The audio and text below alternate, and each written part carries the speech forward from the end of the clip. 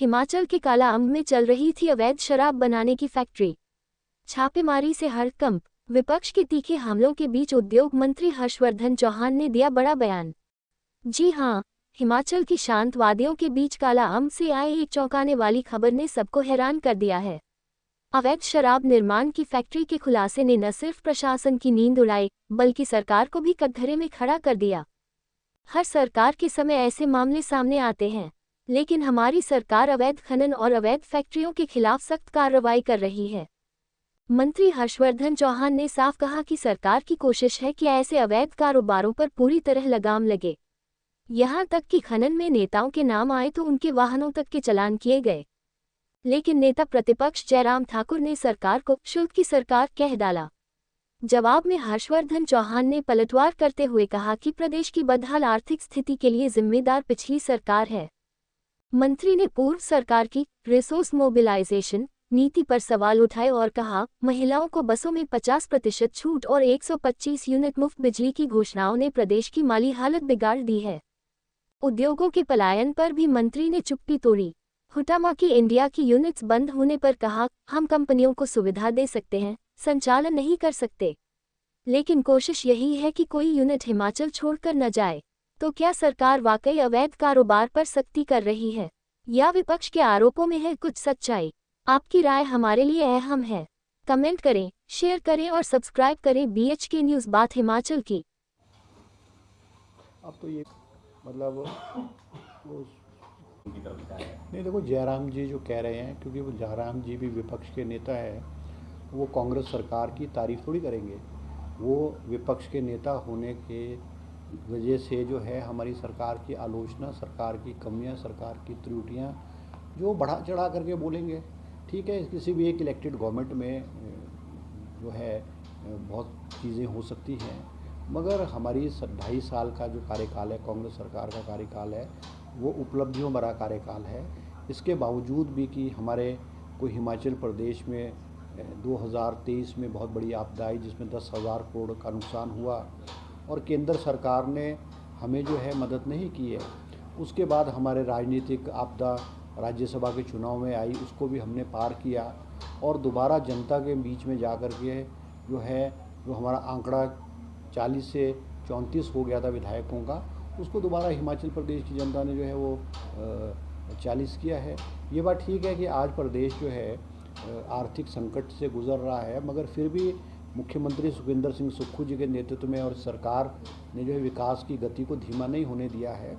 और इसके बावजूद जो हमारा हक बनता है, केंद्र सरकार द्वारा हमको पैसा नहीं दिया जा रहा है। PDNA में हमारा जो है वो क्लेम्स कोई राउंड अबाउट 10,000 करोड़ रुपए के PDNA में गवर्नमेंट ऑफ इंडिया को 2023-24 के भेजे हुए, मगर हमें पैसा नहीं मिला है। दूसरे स्टेट्स जो हैं बीजेपी के, चाहे एलाइज हैं, बीजेपी स्टेट्स हैं, उनको केंद्र सरकार द्वारा जो है in terms of indirect benefit दिया जा रहा है। मुख्यमंत्री जी अभी प्रधानमंत्री से, फाइनेंस मिनिस्टर से मिले और उन्होंने रिक्वेस्ट की है कि हमको जो हमारा हक है वो हमको मिलना चाहिए।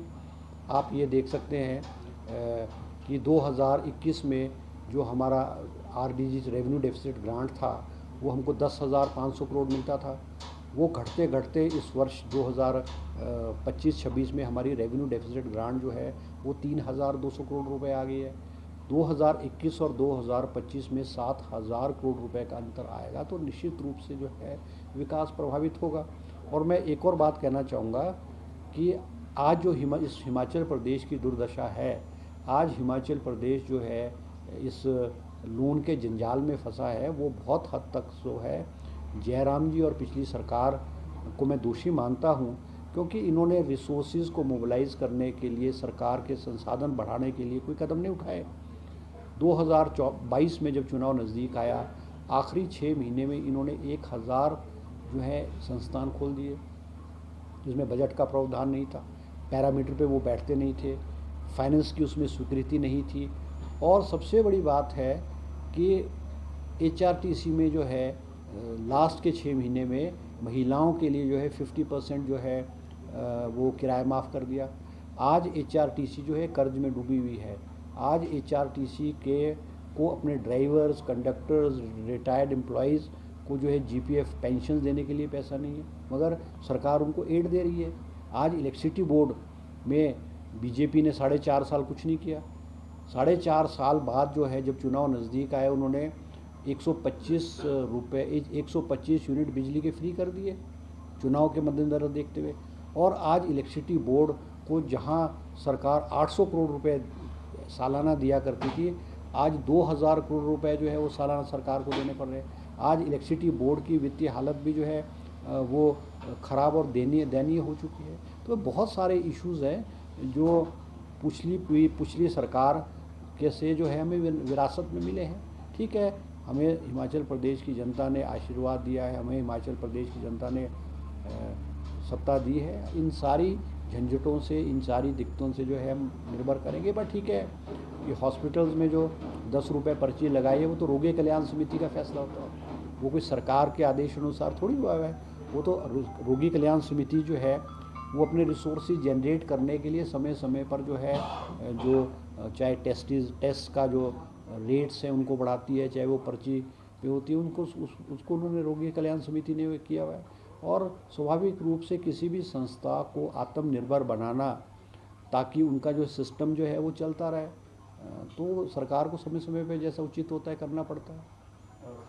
तो उनके खिलाफ भी मामला देखो, निश्चित रूप से हर सरकार में इस तरह की घटनाएं जिसका जिक्र आप कर रहे हैं कि शराब की फैक्ट्री में इलीगल काम हो रहा है या इलीगल रूप से माइनिंग प्रदेश के अलग अलग हिस्सों में हो रही है, निश्चित रूप से ये होती है।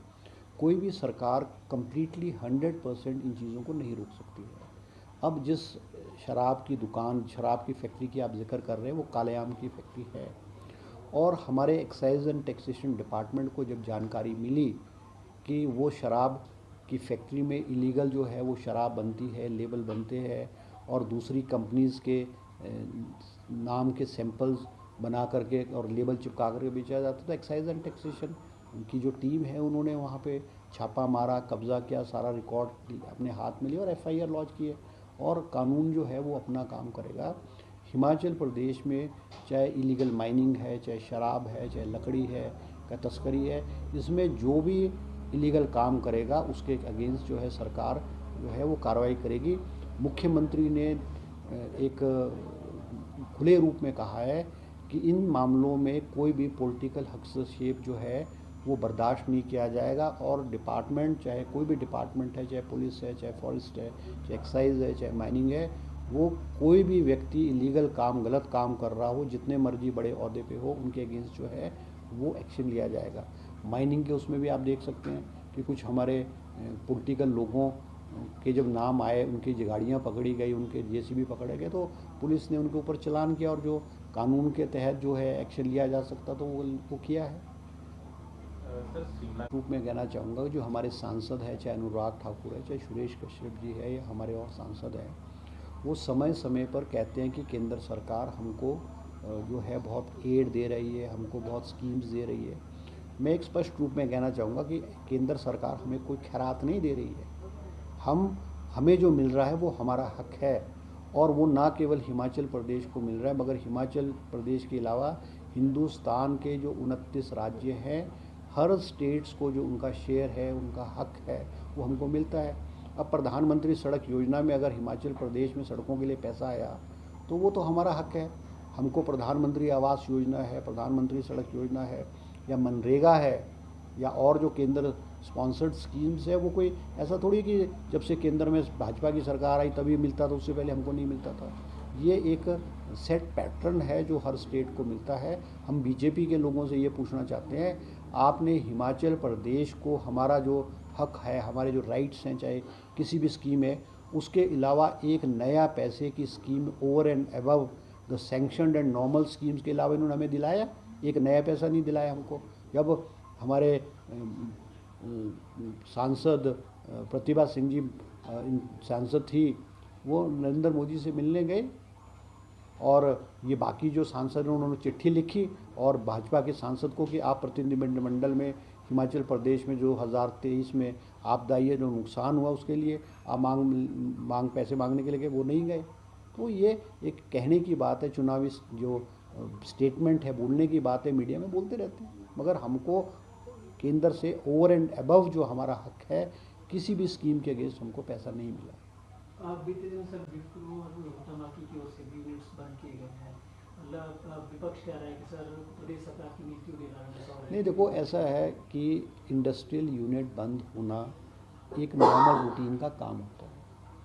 अब जो आप यूनिट जिनके जिक्र कर रहे हैं वो मेरे ध्यान में भी आए और मैंने भी उनके जो हेड्स है उनसे हमने बात की है।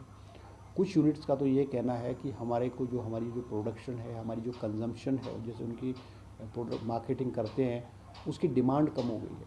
अब इंडस्ट्री को हम सिर्फ फैसिलिटेट करते हैं, हम इंडस्ट्री को ज़बरदस्ती चला नहीं सकते। अब इंडस्ट्रियलिस्ट अपने पैसा इन्वेस्ट करके उद्योग लगाता है, जब उसको ऐसा लगता है कि मेरे यूनिट में कोई घाटा हो रहा है या मैं चलाने में असमर्थ हूँ तो वो बंद कर देता है। ये एक नॉर्मल प्रक्रिया है। और कई बार क्या होता है कि उनको फाइनेंशियल प्रॉब्लम हो गई, कहीं से उनकी पेमेंट नहीं हुई, फाइनेंशियल प्रॉब्लम होगी, या उन्होंने टेक्नोलॉजी अपडेट करनी है, तो उस वजह से भी यूनिट जो है समय समय पर बंद होते हैं। मगर हमारी कोशिश है कि हिमाचल प्रदेश में कोई भी इंडस्ट्री को कोई दिक्कत हो, परेशानी हो, चाहे वो पॉलिसीज़ चेंज करने की बात हो या कोई और चीज़ हो, हम हमारे जो है सरकार के दरवाजे उनके लिए खुले हैं।